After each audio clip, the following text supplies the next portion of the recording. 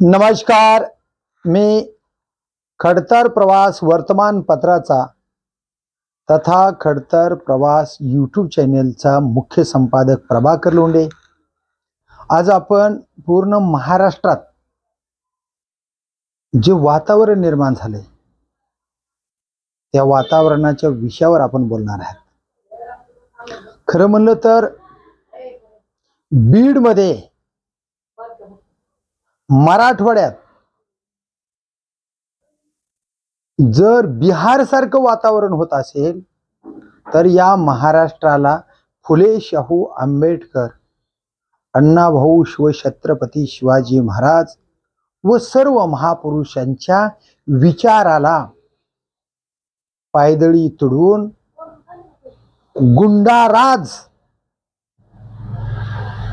या मराठवाड्यामध्ये चालू आहे आणि तो महाराष्ट्राला कलंक आहे, अशा पद्धतीचं वातावरण निर्माण झालंय। बरं झालं आमदार सुरेश धस, संदीप क्षीरसागर, बजरंग सोनवणे साहेब या सर्व माणसानं एकोपा निर्माण केला आणि त्यांच्या सोबत मराठ्यांच्या गळ्यातले ताईत असणारे मनोज जरांगे हे सुद्धा आज संतोष देशमुख या सरपंचाची हत्या करणाऱ्या,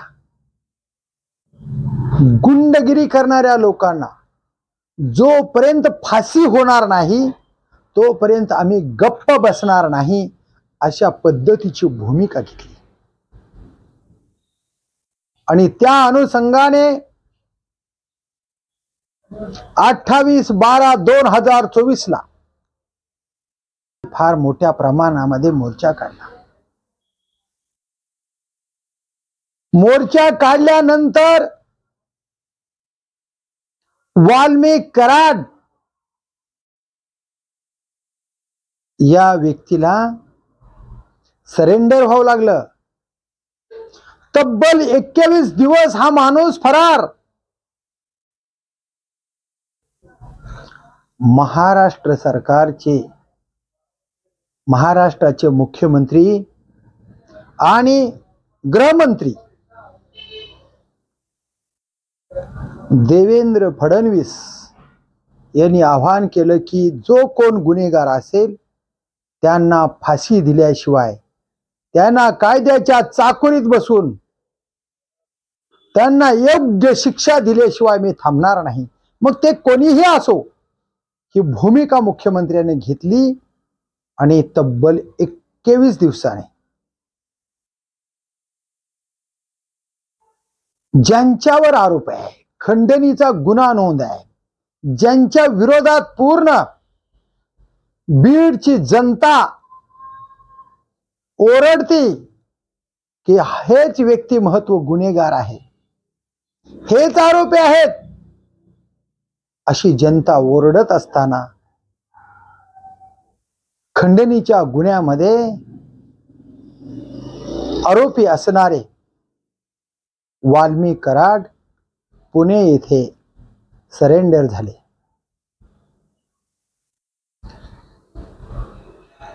हे वातावरण जे आहे ती 36 खून एकट्या बीड मध्ये झाले असे लोकांचं म्हणणं आहे।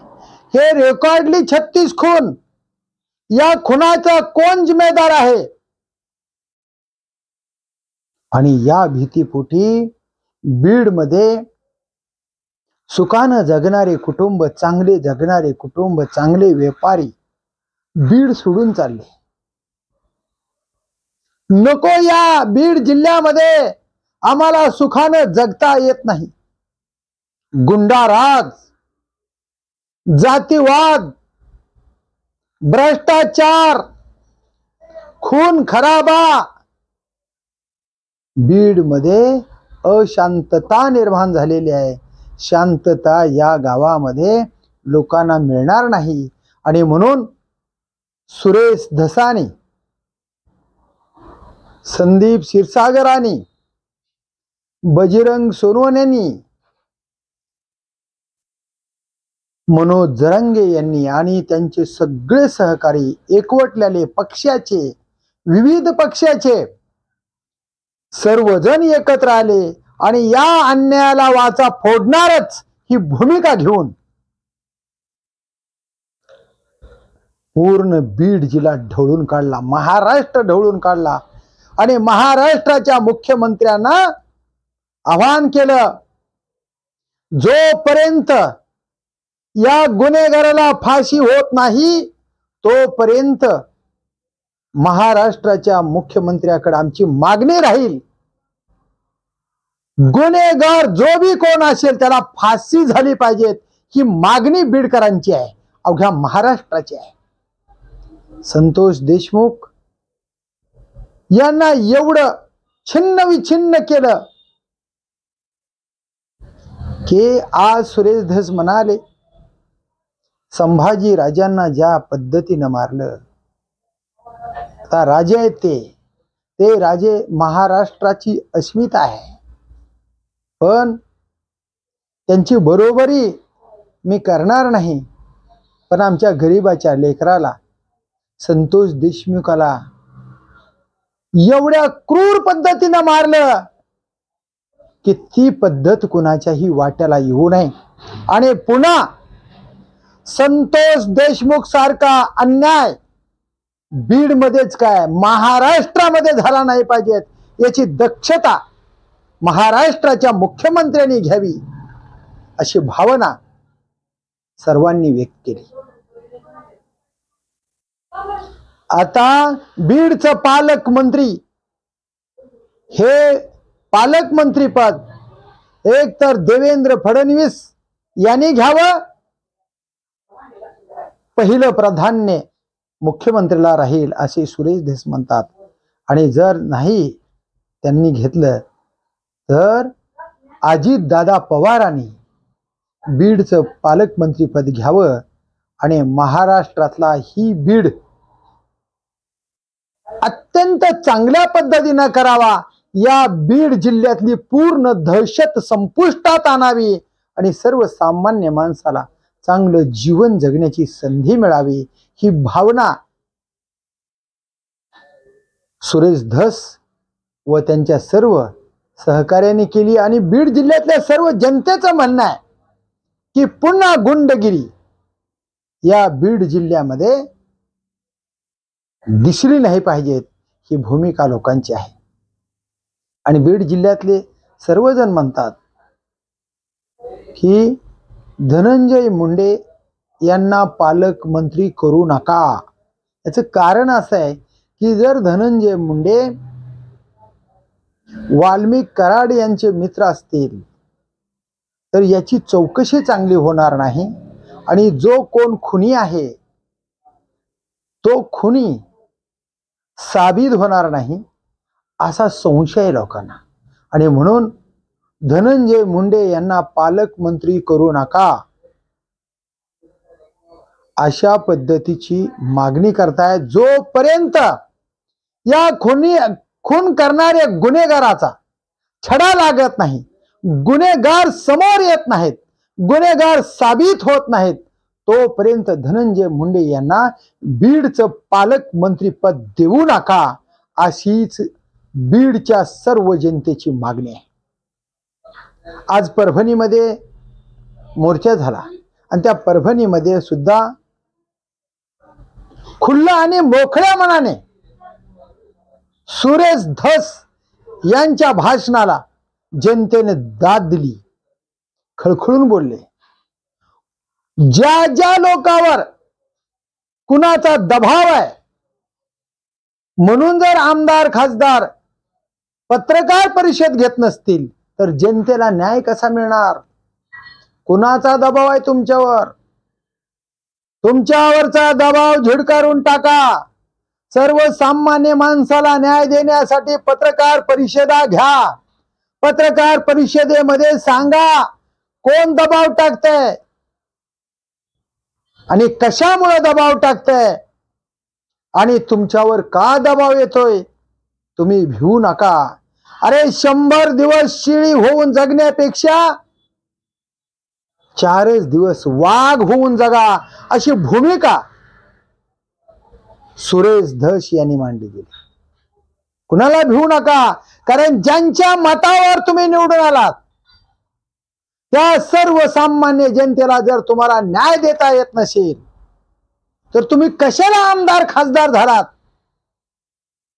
सोडून द्या खासदारकी आमदारकी. या भाषेमध्ये सुरेश धस बोलत होते. आणि खरंच सुरेश धस हे जनतेच्या मनामध्ये घर करून बसले आहेत. मनोज जरांगे दादा जशा पद्धतीने मराठीच्या गळातले ताईत आहेत त्याच पद्धतीने सर्वसामान्य मतदार बंधू आणि भगिनी यांच्या मनामध्ये आता सुरेश धस बसले. लोकाला जाणीव झाली की नेता असावा तर सुरेश धसासारखा नेता असावा, असंच आता लोकांना वाटत आहे. आणि खरंच सर्व महाराष्ट्रातल्या जनतेला वाटतंय की सुरेश धस यांच्यामुळे 100% न्याय मिळणार आणि बीड मध्ये पुन्हा गुंडगिरी दिसणार नाही. सर्वसामान्य माणूस समाधानानं, सुखी समाधानानं राहणार. कारण लोक म्हणतात, उत्तम जानकर म्हणाले, उत्तम जानकर म्हणतात की 1 कोटी रुपये दररोज घेऊन गेल्याशिवाय वाल्मिक कराड घरी जात नव्हते म्हणे. आणि जर 1000-2000 जरी कमी असेल तर कुणाचा पाय मोडा, हात मोडा, पण ते 2000 रुपये घेऊनच या, म्हणजे 1 कोटी रुपयाची बरोबरी झालीच पाहिजेत. ही संकल्पना वाल्मिक कराड यांची होती म्हणे. बघा म्हणजे किती क्रूरता आहे. माणसं मारा पण पैसे कमवा, पाय मोडा पण पैसे कमवा, घर मोडा पण पैसे कमवा.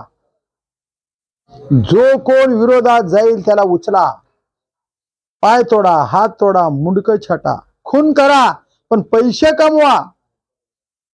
अशा पद्धतीनं 2 कोटी खंडणी मागण्याच्या गुन्ह्यामध्ये त्यांच्यावर खंडणीचा गुन्हा नोंद झालेला आहे. बघा 2 कोटी खंडणी. लोकांना जुना कोट बघायला मिळाला, आयुष्यभर कोट घेण्याची ताकद नाही एकाची. जुना कोट आणि ही 2 कोटी रुपयाची खंडणी. बघा सुरेश धस म्हणाले की बीड जिल्ह्यामध्ये 9 अब्ज रुपयाचा व्यवहार झाला म्हणे. बरंच काय त्या बीड जिल्ह्यामध्ये आहे. या बीड जिल्ह्यामध्ये सर्वसामान्य जनतेला न्याय मिळावा अशीच मागणी महाराष्ट्राच्या मुख्यमंत्र्याकडे केलेली आहे. आणि आजच्या परभणीत सुद्धा हेच मागणी आहे. उद्या पुण्यामध्ये मोर्चा आहे.